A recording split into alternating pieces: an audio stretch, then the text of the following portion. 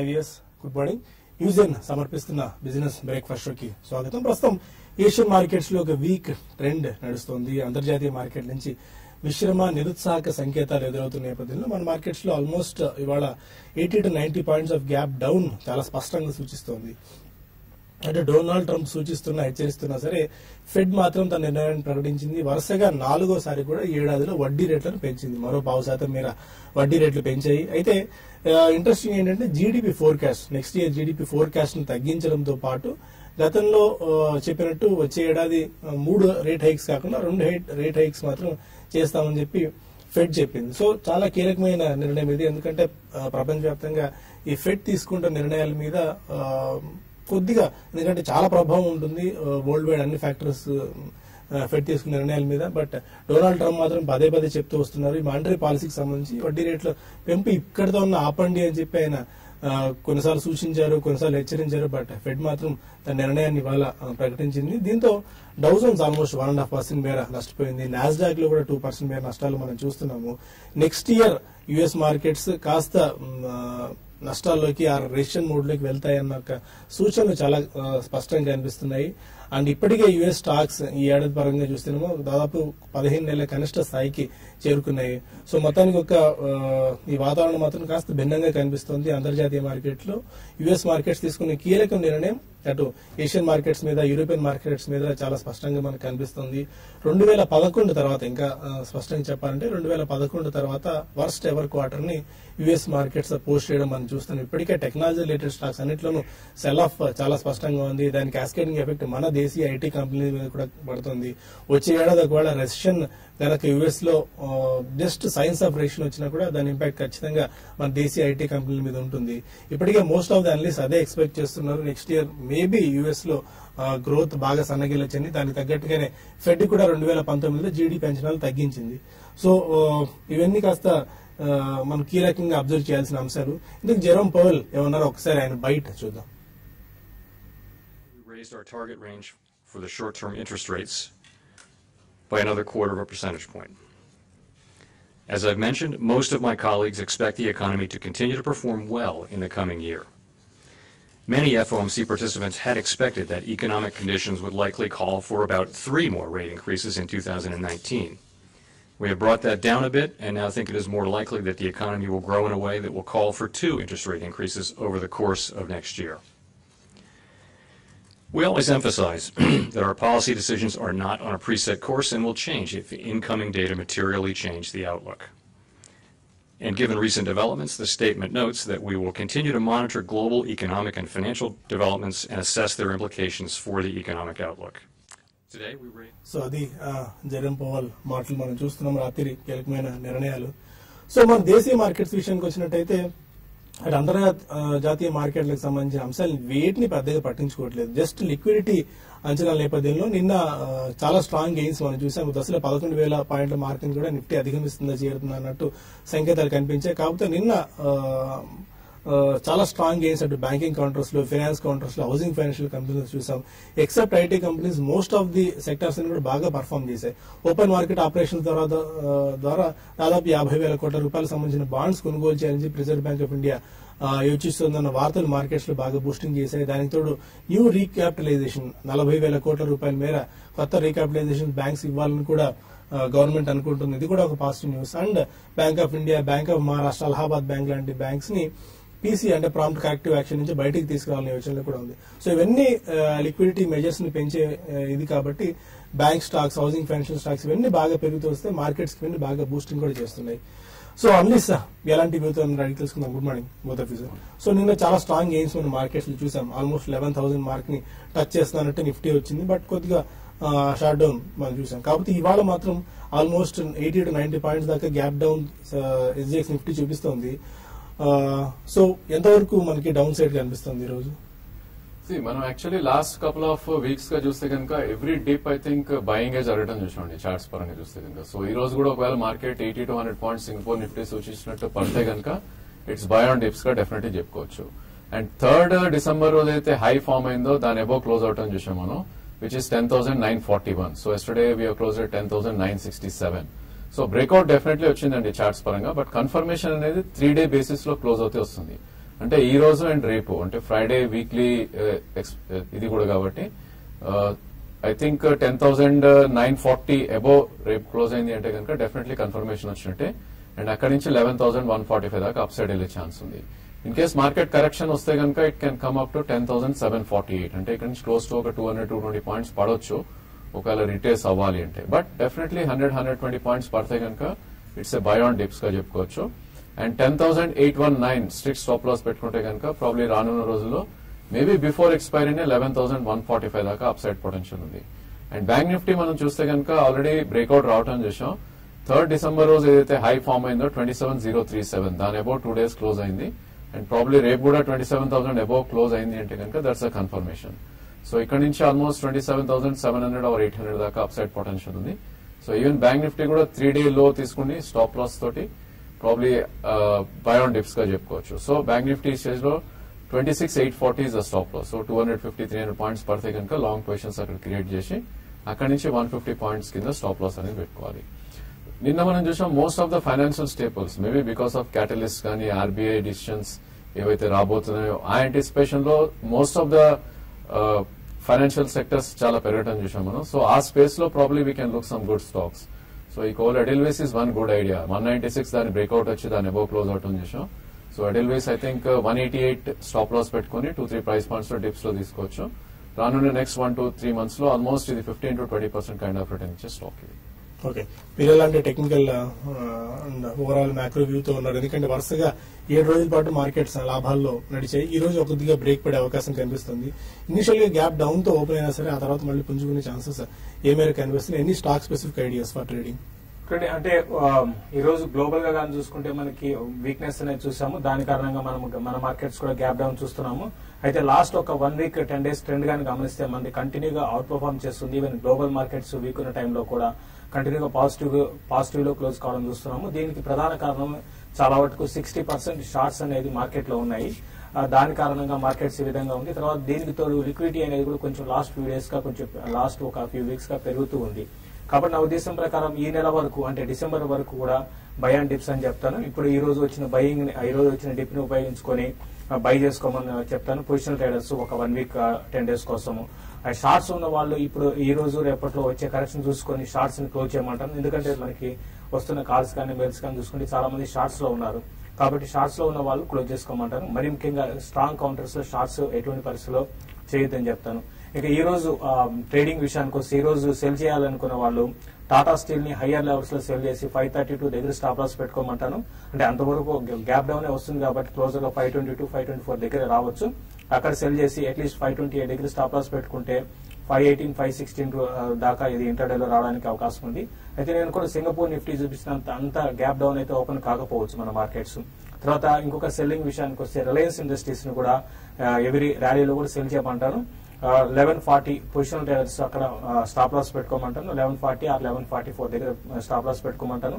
1120 నుంచి 1112 ఆ లెవెల్ కూడా పొజిషనల్ ట్రేడర్స్ హోల్డ్ చేస్తే టార్గెట్ రావడానికి అవకాశం ఉంది. ఇక బయింగ్ వెళ్ళాలనుకుంటే ఎవరీ డిప్ లో కూడా ఎస్ బ్యాంక్ ని ఒకటి మరి ముఖ్యంగా banking stocks bank Nifty buying వెళ్ళమంటాను. ఈవెన్ ఎస్బీఐ వెళ్ళొచ్చు, ఐసిఐసిఐ వెళ్ళొచ్చు, అన్ని స్ట్రాంగ్ ఉన్నాయి. ఎస్ బ్యాంక్ కూడా చూసుకుంటే చాలా స్ట్రాంగ్ ఉంది. దీన్ని కూడా ఎవరీ డిప్ లో కూడా బై అని చెప్తాను ఈ సిరీస్ కోసం. తర్వాత ఇంకొక ఆటోమొబైల్ కంపెనీ చూస్తే హీరో మోటార్ కార్పొరేషన్ ఈ సిరీస్ లో చాలా అవుట్ పర్ఫార్మ్ చేసింది. దీంట్లో కూడా ఎవరీ డిప్ లో కూడా బై అని చెప్తాను. ఇంకా పొజిషనల్ ట్రేడర్స్ సెల్ చేయాలనుకుంటే అరవిందో ఫార్మాని నేను కొంచెం వీక్నెస్ ఉంది, దాన్ని సెల్ చేయమంటాను. తర్వాత టెక్నాలజీ చెందిన స్టాక్స్ అంటే ఈ రోజు పెరగొచ్చు, టెక్నాలజీ చెందిన స్టాక్స్ ఈ రోజు లో నుంచి పెరగొచ్చు. వాటిలో లైక్ టెక్ మహీంద్రా గానీ ఇన్ఫోసిస్ లాంటివి పొజిషనల్ ట్రేడర్స్ సెల్ చేయమంటారు. బ్యాంక్ నిఫ్టీని కూడా ఈ రోజు వరకు కొంచెం సెల్లింగ్ వెళ్ళొచ్చు. బట్ పొజిషనల్ ట్రేడర్స్ ఎవరైతే షార్ట్స్ ఉన్నారో బ్యాంక్ నిఫ్టీ ఈ రోజు రేపట్లో షార్ట్స్ ని క్లోజ్ చేసుకోమంటాను. ఓవరాల్ గా నెక్స్ట్ ఒక 1 week 10 days కోసం మార్కెట్స్ బై అండ్ డిప్స్ అని చెప్తాను. మిడ్ క్యాప్ కూడా బాగా అవుట్ పర్ఫార్మ్ చేసే అవకాశాలు కూడా ఉన్నాయి. సో అది టెక్నికల్ వ్యూ. కొన్ని కాల్స్ అండ్ మెయిల్స్ తీసుకునే ముందు బిజినెస్ బ్రేక్ఫాస్ట్ లో ఒక చిన్న విరామం.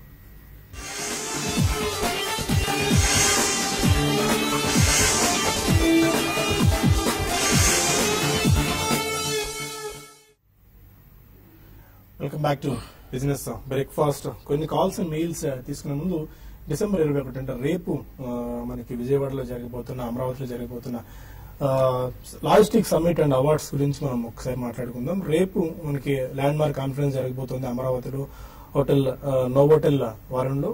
సెకండ్ టైం ఈ కాన్ఫరెన్స్ చేస్తున్నారు.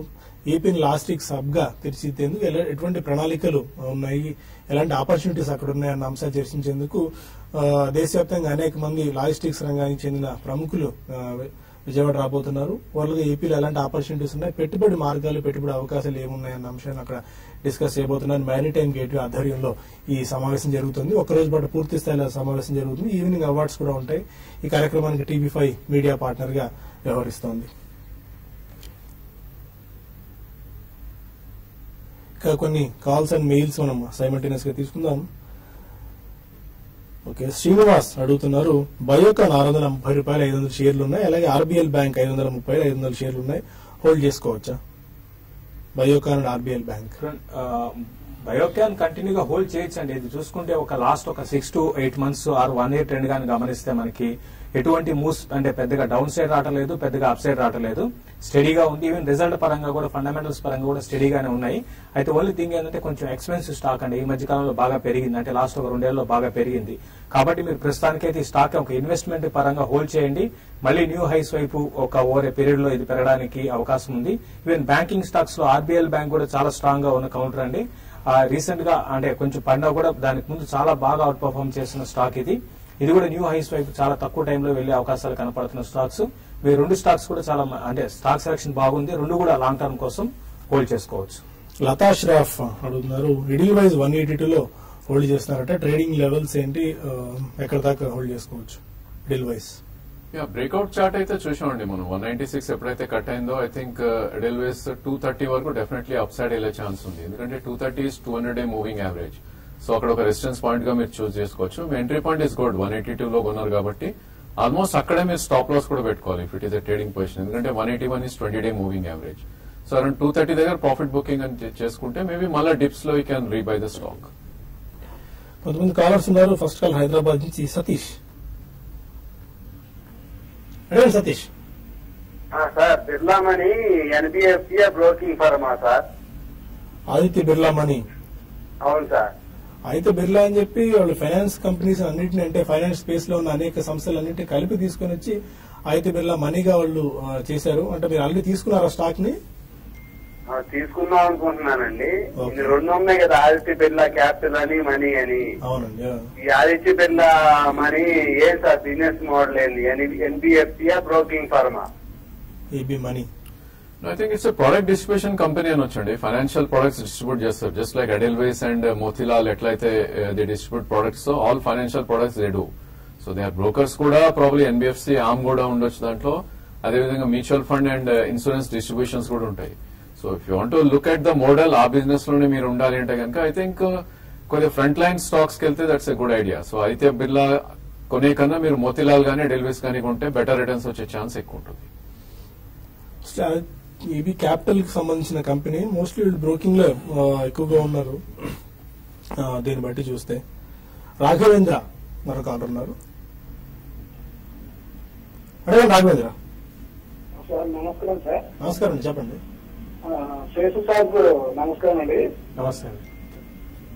సార్ నా దగ్గర జేపీ అసోసియేట్ ఒక 50,000 షేర్లు నేను ఒక 6 నెలల కింద తీసుకున్నానండి ఇండియాగా. అయితే ఇంకొకటి సంఫార్మా 550 షేర్లు 450 తీసుకున్నాను. మళ్ళా క్యారిలా ఇన్సెంట్ తీసుకున్నానండి 350లో. ఇప్పుడు ఏమంటే ఎస్ బ్యాంక్ ఒకటి, NCC లిమిటెడ్ ఒకటి తీసుకుందాం అనుకుంటాను. Yes bank 2,000, NCC limited.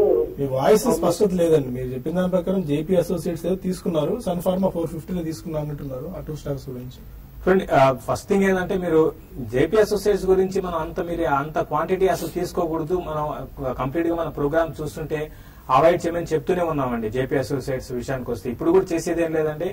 మీరు చాలా లాస్ లో ఉన్నారు, మీరు 14 or 15 రూపీస్ లో తీసుకున్నాను అంటున్నారు. ర్యాలీస్ లో ఎగ్జిట్ కాండి. ఒకవేళ రీసెంట్ గా తీసుకుంటే కొంచెం ఏమైనా ప్రాఫిట్ వస్తే మీరు ఎగ్జిట్ కావడానికి ప్రయత్నం చేయండి. సన్ ఫార్మా కూడా ఇది షార్ట్ టర్మ్ వ్యూ తో కూడా ఇది పెద్దగా పెరిగే అవకాశాలు సన్ ఫార్మాలో నాకైతే కనపడలేదు. నేను ఆల్రెడీ చాలా సందర్భాల్లో కూడా చెప్తూ వస్తున్నాను. పెద్దగా ఈ స్టాక్ మీద నాకు పాజిటివ్ ఒపీనియన్ లేదండి. కాబట్టి ప్రస్తుతానికి సన్ ఫార్మా హోల్డ్ చేయండి.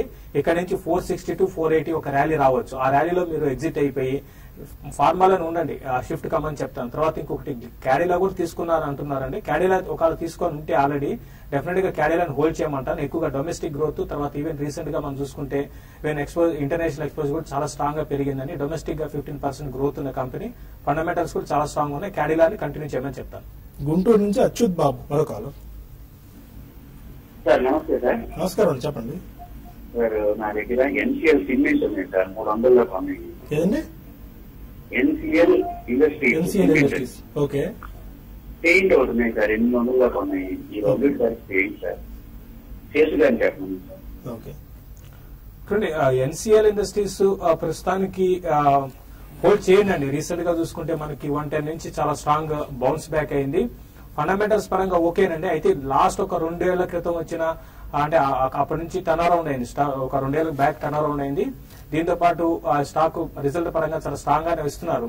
అయితే మధ్య మధ్యలో ఒక్కొక్క క్వార్టర్ అంత గొప్పగా ఉండలేదండి, బట్ హోల్డ్ చేయండి.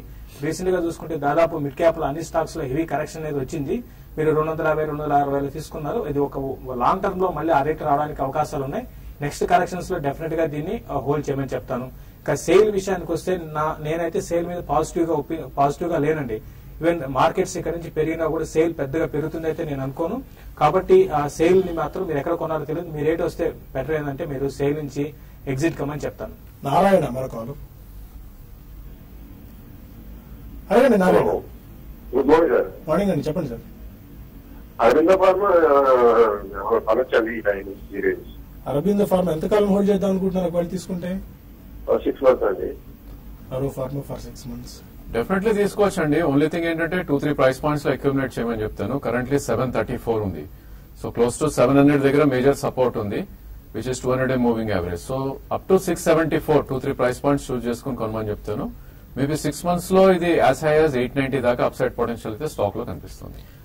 రామకృష్ణ అడుగుతున్నారు, సన్ ఫార్మా 440 కాల్ ఆప్షన్ తీసుకున్నారట, 2 lots హోల్డ్ చేయొచ్చా? 440 కాల్. సన్ ఫార్మా ఈ సిరీస్ లో వీక్ గా ఉన్న కౌంటర్ అండి. ఇది నా ఉద్దేశం ప్రకారము పెద్దగా పెరుగుతుందైతే నాకు ఒపీనియన్ లేదు. నిన్న కూడా చూసాము కొంచెం వీక్ గా ఉంది. కాబట్టి నా ఉద్దేశం ప్రకారం 440 దాటి మీకు మంచి పెరిగితేనే మీకు లాభాలు వస్తాయి. ఇంకో టైం కూడా లేదు మనకి, నెక్స్ట్ వీకే మనకి క్లోజింగ్ ఉంది. ప్లస్ నెక్స్ట్ వీక్ లో ఒక హాలిడే కూడా ఉందండి. కాబట్టి బెటర్ ఏంటంటే క్లోజ్ చేసేసేయండి పొజిషన్. ఈ రోజు కొంచెం ఏమైనా పెరిగితే క్లోజ్ చేసేయమని చెప్తాను. గణేష్ అడుగుతున్నారు, ఫెడరల్ బ్యాంక్ 7650 లో తీసుకున్నారట, ప్రాఫిట్స్ బుక్ చేసుకోవచ్చా, ఆర్ఎల్స్ హోల్డ్ చేసుకోవచ్చా? ఐ థింక్ డబుల్ టాప్ దీన్ని మనం చూస్తే కనుక చార్ట్స్ ప్రకారం 105 దగ్గర ఉందండి. సో కరెంట్లీ 95 దగ్గర ట్రేడ్ అవుతుంది stock. If you want to book definitely ఒక 30% ప్రాఫిట్స్ ఇక్కడ బుక్ చేసుకోండి. సో నెక్స్ట్ 70% అరౌండ్ 105 దగ్గర డెఫినెట్లీ ప్రాఫిట్స్ అనేది మీరు బుక్ చేసుకోవచ్చు. అండ్ ఉన్న పొజిషన్ కి కూడా క్లోజింగ్ బేసిస్ లో 88 కింద స్టాప్ లాస్ పెడితే మీ ప్రాఫిట్స్ అనేది ప్రొటెక్ట్ అవుతాయి. హరి అడుగుతున్నారు, ఇర్కాన్ ఇంటర్నేషనల్ ప్రజెంట్ రేట్ లో పిక్ చేసుకోవచ్చా లాంగ్ టర్మ్ గురించి? Ircon recent listed IPO. Okay, Ircon international ఇది ఇంజనీరింగ్ కంపెనీ అండి. ఇది ఎక్కువగా రైల్వేస్ కి వీళ్ళు రైల్వే రిలేటెడ్ ప్రొడక్ట్స్ మీద వీళ్ళు ఫోకస్ ఉంటుంది. ఫండమెంటల్ గా బానే ఉందండి, చాలా స్ట్రాంగ్ ఫండమెంటల్స్ ఉన్నాయి ఈ కంపెనీకి. అయితే ఫండమెంటల్ పరంగా చెప్తున్నాను, ఎందుకంటే రీసెంట్ గా లిస్ట్ అయింది కాబట్టి దీనికి మన టెక్నికల్ వ్యూ అనేది పెద్దగా ఉండకపోవచ్చు. కాబట్టి కొంచెం ఎక్స్పెన్సివ్ అండి, బట్ మంచి కంపెనీ. ఇన్వెస్ట్మెంట్ పరంగా మీరు లాంగ్ టర్మ్ కోసం మంచి కంపెనీ కాబట్టి మీరు కరెక్షన్స్ లో కొనుక్కోవచ్చు. వెంకటేశ్వరరావు అడుగుతున్నారు, 2 years టైం హొరైజన్ కోసం container corp and GSFC pick చేసుకోవచ్చా? I think PSU space it's not a good idea అండి. ఎందుకంటే ప్రాబ్లీ ఇట్స్ గవర్నమెంట్ ఇంటర్వెన్షన్ ఉంటుంది. వాళ్ళు ఎప్పుడైతే డైవెస్ట్మెంట్ చేయాలో probably stock would go up and come down. So మీరు choose చేసుకున్న 2 స్టాక్స్ కూడా I think PSU kind of stocks. So మీకు 2 years ఉంది కాబట్టి మార్కెట్స్ మంచి డౌన్ సైడ్ లో ఉన్నాయండి ఇప్పుడు. So you should choose front line stocks. So banking space లో Kotak is a good idea, 30-40% kind of returns వస్తాయి. అండ్ ఫార్మా ఈజ్ రివైవ్డ్ అండి. So last couple of months గా ఫార్మా పెరిగినప్పటికీ ఇంకా అప్ సైడ్ పొటెన్షియల్ ఉంది. దానిలో స్ట్రాంగెస్ట్ చార్ట్ అంటే దివీస్ అండి. సో దివీస్ అండ్ కోటక్ మీరు చూస్ చేసుకుంటే 2 కూడా front line stocks, margin of safety and comfort ఎక్కువ ఉంటుంది అండ్ రిటర్న్స్ కూడా ఎక్కువ వచ్చే ఛాన్స్ ఉంటుంది. సో SGX 50 ఆల్మోస్ట్ 100 పాయింట్ల మేర నష్టాన్ని సూచిస్తుంది. దీన్ని బట్టి మన మార్కెట్స్ కూడా గ్యాప్ డౌన్ తో ఓపెన్ అయ్యే అవకాశాలు చాలా స్పష్టంగా కనిపిస్తున్నాయి. ఏషియన్ మార్కెట్స్ అన్నింటిలోనూ వీక్ ట్రెండ్ కొనసాగుతుంది. మేబీ ఒక గ్యాప్ డౌన్ తో ఆల్మోస్ట్ 80 to 90 పాయింట్ దాకా గ్యాప్ డౌన్ తో ఓపెన్ అయినప్పటికీ ఈ ఇదే గ్యాప్ కంటిన్యూ అవుతుందా లేకుంటే మిడ్ సెషన్ తర్వాత ఏమైనా కొద్దిగా రికవర్ అవుతుంది మేజర్ గా చూడాలి. ఎందుకంటే when compared with other emerging markets మన మార్కెట్స్ బెటర్ పర్ఫార్మ్ చేస్తున్నాయి, బెటర్ వికెట్ మీద ఉన్నాయి కాబట్టి ఇంత నష్టాలు ఉండకపోవచ్చు. ఎందుకంటే వరుసగా 7 రోజుల ర్యాలీకి అయితే ఇవాళ స్పష్టంగా బ్రేక్ పడుతుంది. బట్ ఏ లెవెల్స్ దగ్గర మేజర్ గా క్లోజ్ అవుతుంది అనేది ఇవాళ చాలా కీలకంగా కనిపిస్తుంది. ఆ నోట్ తో బులెటిన్ ఇక్కడ వైండ్ అప్ చేద్దాం. Stay with us for latest updates.